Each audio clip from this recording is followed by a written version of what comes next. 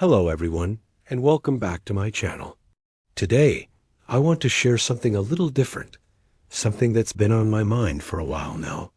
They say that holding on to anger is like drinking poison and expecting the other person to die. But for 30 years, I didn't just drink the poison. I poured it into my coffee every single morning and convinced myself it was giving me strength. My name is James. I am 83 years old. And until very recently, I allowed the memory of a best friend to occupy the spare room of my mind rent-free, letting a betrayal from 1985 dictate the emotional weather of my entire life. I want to tell you about the heavy, useless burden of a grudge, and how I finally learned that forgiveness has absolutely nothing to do with the person you are forgiving, and everything to do with setting yourself free. To understand the hate, you have to understand the love that came before it, because you can only truly hate someone who has seen the vulnerable parts of you. Michael and I weren't just business partners. We were the kind of friends who finished each other's sentences, the kind who had known each other since we were scraping knees on the playground in the 4th grade. We built a company together from the ground up, working out of a garage with no heat, sharing takeout food, and dreaming about the day we would make it big. I trusted him with my life, with my money, and with my future. And I never once looked over my shoulder because I thought he was standing back to back with me against the world. The betrayal, when it came, didn't happen with a shout or a fight. It happened with paperwork and silence. We were on the verge of selling the company, a moment we had worked 15 years for, and I found out through a lawyer that Michael had restructured the deal behind my back. He had found a loophole, a way to push me out and take the lion's share of the profit and the credit for himself. I remember standing in his office, the air conditioning humming, looking at this man I had known for 40 years, waiting for him to laugh and say it was a mistake. He didn't laugh. He just looked down at his desk and said, "It's just business, James. Just business." Those 2 words fractured my world. I walked out of that office, and I never spoke to him again. I took my smaller share. I rebuilt my life, and I eventually found success on my own, but I did not leave that office alone. I took a burning, white-hot coal of rage with me, and I kept it in my pocket for 3 decades. I wanted him to fail. I checked the industry news every week, hoping to see his stock plummet, hoping to see a scandal, hoping to see his life fall apart. When he succeeded, I felt physical pain. When he was on the cover of a magazine, I felt like I was being erased.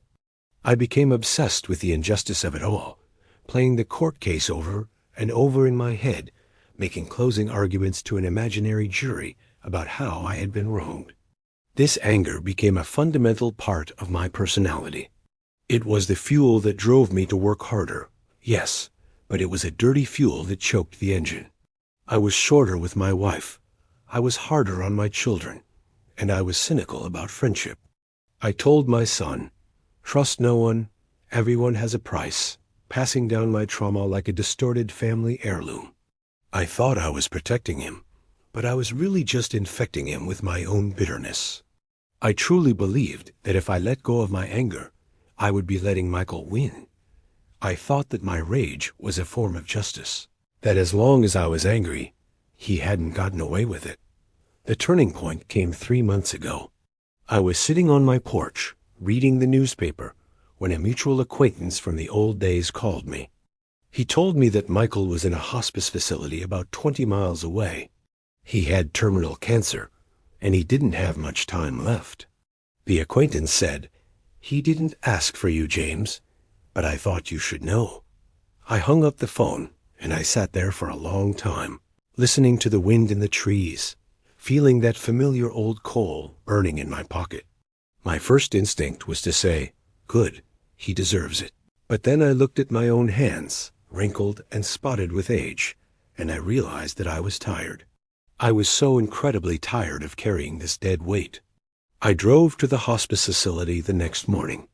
I told myself I was going there to see him suffer, or maybe to finally yell at him, to deliver that speech I had been rehearsing for 30 years. I wanted him to see me standing there, still standing, despite what he did. I walked down the sterile hallway, smelling the antiseptic and the floor wax, and I found his room number. I pushed the door open, ready for a confrontation, ready for a battle, but there was no battle to be fought. The man in the bed wasn't the shark in the suit who had ruined me in 1985. He was a small, frail skeleton under a thin white sheet. His mouth was open, his breathing was ragged, and he looked confused. He looked like exactly what he was, a dying old man. He opened his eyes and looked at me, and for a second, I don't think he even recognized me.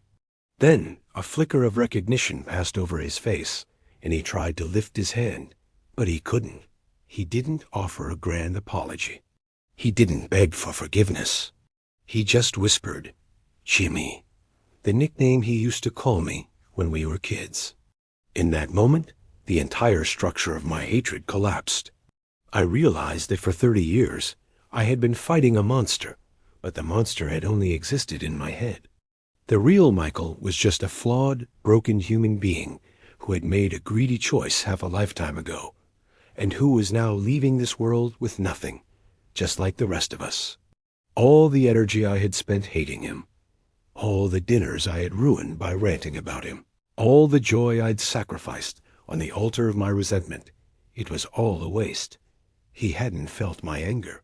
He had gone on living his life, while I had been the one drinking the poison. I pulled up a chair and I sat next to him. I didn't say, "I forgive you." I didn't say, "It's okay," because it wasn't okay. What he did was wrong, and it changed the course of my life. But I realized that I didn't need him to be sorry in order for me to be free.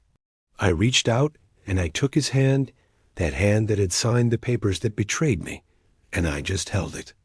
I sat there with him for an hour in silence. I wasn't holding the hand of my enemy. I was holding the hand of a scared boy I used to know.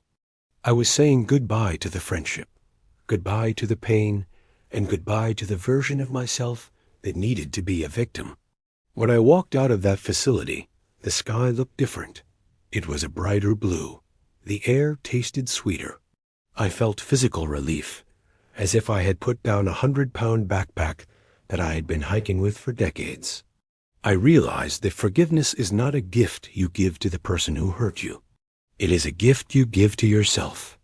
It is the act of taking back the power you gave them. By hating him, I was still letting him control my emotions. By forgiving him, I was finally cutting the cord. I am 83 years old. I have very little time left, and I refuse to spend one more second of it looking backward in anger. If there is someone in your life who has wronged you, someone whose name makes your blood pressure rise, someone you are holding a grudge against, please listen to me. You are not punishing them with your anger. You are only punishing yourself. You are the jailer and the prisoner in the same cell. Let it go. You don't have to call them. You don't have to trust them. And you certainly don't have to let them back into your life. But you have to evict them from your mind. Put down the heavy bag. It doesn't matter who was right. It doesn't matter who won.